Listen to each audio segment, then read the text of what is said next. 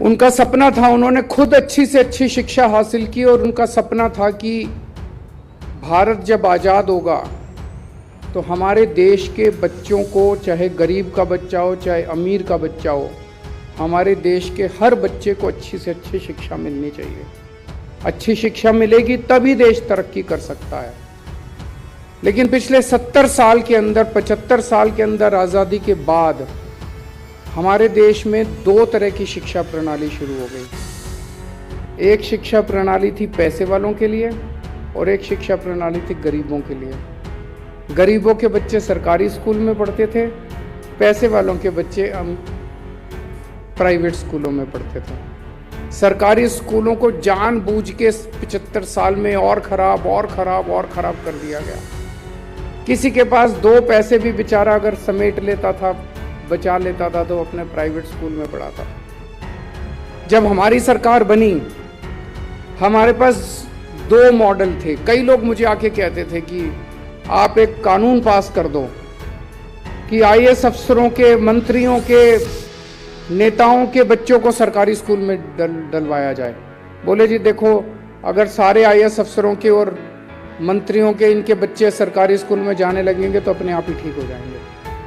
मैंने कहा हम ये मॉडल लागू नहीं करेंगे, हम दूसरा मॉडल लागू करेंगे। हम सरकारी स्कूलों को इतना अच्छा बना देंगे कि ये सारे लोग अपने आप अपनी इच्छा से अपने बच्चों को सरकारी स्कूल में भेजना चालू करें।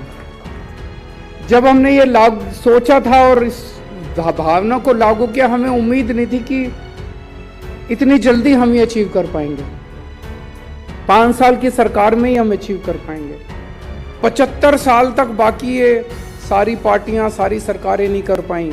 हमें लगता था काफ़ी टाइम लगेगा, लेकिन आप सब लोगों का, टीचर्स का सहयोग मिला, पेरेंट्स का सहयोग मिला, जनता का सहयोग मिला, बच्चों का सहयोग मिला, प्रिंसिपल्स का सहयोग मिला, आप सब लोगों के, ऑफिसर्स का सहयोग मिला। आप सब लोगों के सहयोग से हम लोगों ने इसे 5 साल के अंदर हम सब ने मिलके दिल्ली के स्कूलों को, सरकारी स्कूलों को इतना शानदार बना दिया। तो आज हालत ये है कि हमारे कई एमएलए ऐसे हैं जिनके बच्चे, हमने उनको फोर्स नहीं किया, वो इच्छा से अपने बच्चों को सरकारी स्कूल में पढ़ा रहे हैं। मैं कई वकीलों को जानता हूं जिनके पास खूब पैसा है, वो अपने बच्चों को इच्छा से सरकारी स्कूलों में, इस साल 4.25 लाख बच्चों ने अपने नाम प्राइवेट स्कूलों से कटवा के सरकारी स्कूलों में भर्ती करवाया। तो मुझे बेहद खुशी है कि बाबा साहब अम्बेडकर का जो सपना था कि इस देश के गरीब और अमीर बच्चों को एक जैसी अच्छी शिक्षा मिलनी चाहिए, वो सपना अब पूरा हो रहा है। देश और दुनिया की तमाम बड़ी खबरों के लिए जुड़े रहें अंधभक्त के साथ।